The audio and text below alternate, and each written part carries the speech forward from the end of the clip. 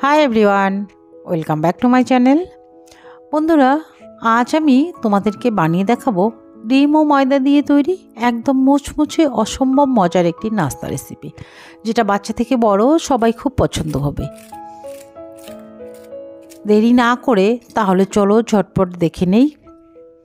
একটা বাটি নিয়ে নিলাম, এখানে আমি 4টে ডিম ভেঙে নেব। ডিমটা তোমরা চাইলে বাড়িয়ে কিংবা কমিয়ে দিতে পারবে। আর এখানে দিয়ে দিলাম একটা বড় সাইজের পেঁয়াজ, যেটা কুচি করে রেখেছি, আর 2টো কাঁচা লঙ্কা, স্বাদ মতো লবণ, সামান্য গরম মশলা, সামান্য চাট মশলা দিয়ে দিচ্ছি, আর দিয়ে দিলাম ধনে পাতা, যেটা কুচি করে রেখেছি। এবার ডিমটাকে ভালো করে ফেটিয়ে নিতে হবে। ডিমটা ফেটানো হয়ে গেছে, এবার ডিমটা ভেজে নেব। একটা ফ্রাই প্যান ওভেনে বসিয়ে গরম করে নিয়েছি। এবার সরিষার তেল দিয়ে আমি ডিমটা ভেজে নেব। খুব একটা হাই হিট করা যাবে না, তাহলে ডিমটা কিন্তু একবারে ফুলে যাবে। যেহেতু ডিম অনেক বেশি আছে, তাই এটা আস্তে আস্তে ভাজতে হবে লো ফ্লেমেই। আর এই ডিমটা কিন্তু মোটা করেই একটু ভেজে নিতে হবে, তাহলে কিন্তু সুবিধা হবে, পাতলা করা যাবে না। একটা পাশ হয়ে গেছে, এবার উল্টিয়ে দিচ্ছি। একটা পাশ কিন্তু লাল লাল করে ভাজা হয়ে গেছে।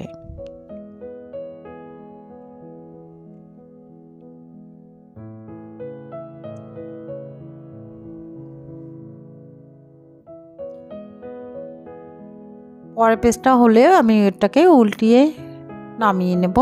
এটা কিন্তু হয়ে গেছে, এবার নামিয়ে নিচ্ছি।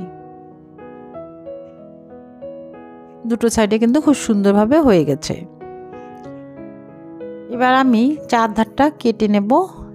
মোটামুটি চারকোনা শেপে আমি এটাকে কেটে নিচ্ছি চাকু দিয়ে, তাহলে কাটার আমার সুবিধা হবে। আমি পাতলা পাতলা পিস করে কেটে নেব, খুব একটা কিন্তু মোটা করব না। আর ডিমটা ভাজার সময় একটু মোটা করে ভাজবেন, তাহলে কিন্তু তৈরি করতে খুব সুবিধা হবে। এরকমই থিকনেস রাখলে হয়ে যাবে, এর থেকে বেশি পাতলা করা যাবে না।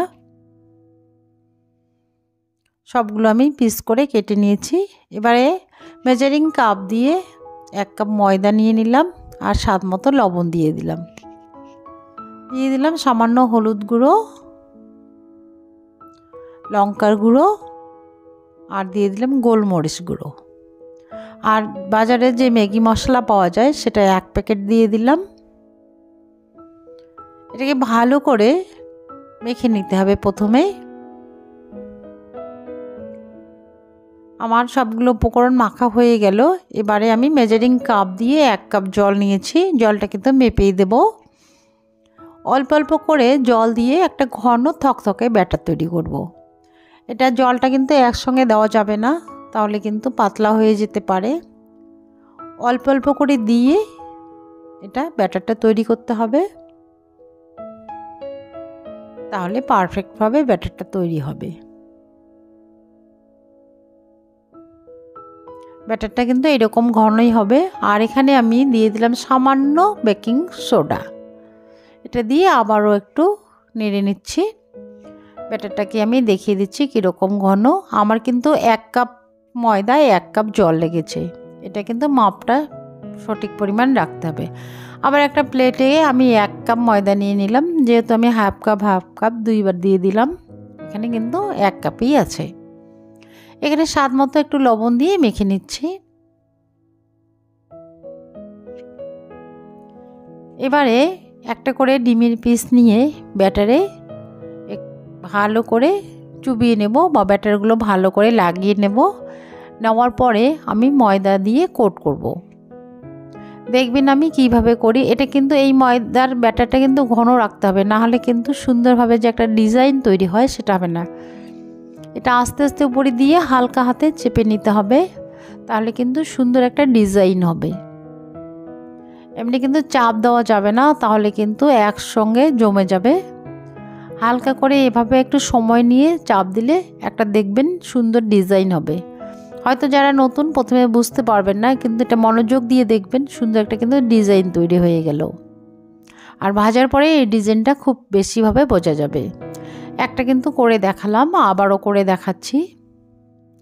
এইভাবে ব্যাটারে চুবিয়ে তারপরে উপরে ময়দা দিয়ে চেপে নিলে ডিজাইনটা সুন্দরভাবে বোঝা যাবে।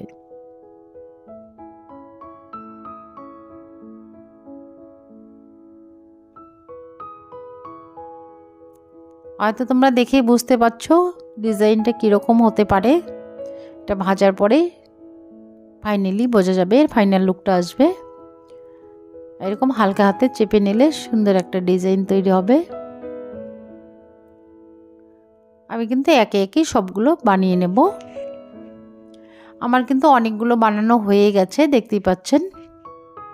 এবার আমি তেলটা হাই হিটে গরম করে নিয়েছি, করে কিন্তু লো ফ্লেম করে দিয়েছি।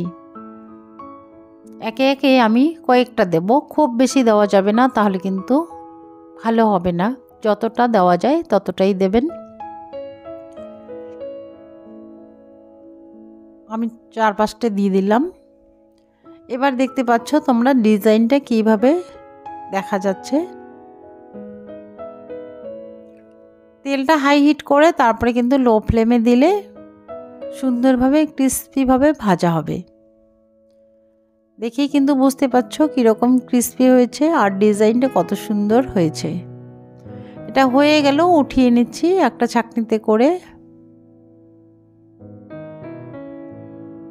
তেলটা ঝরিয়ে আমি একটা প্লেটে ঢেলে নেব। পরে যে ব্যাচগুলো আছে একইভাবে তৈরি করব। এটাও কিন্তু হয়ে গেছে।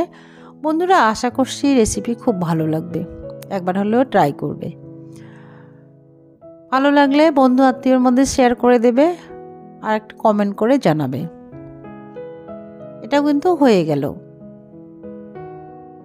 নামিয়ে নেব। দেখে কিন্তু বুঝতে পারছো কতটা ক্রিস্পি, কতটা লোভনীয়। এটা বাচ্চা থেকে বড় সবাই কিন্তু খুবই পছন্দ করবে। আমি এর শব্দটা শুনিয়ে দেব কতটা ক্রিস্পি হয়েছে একটা কাঁটা চামচ দিয়ে।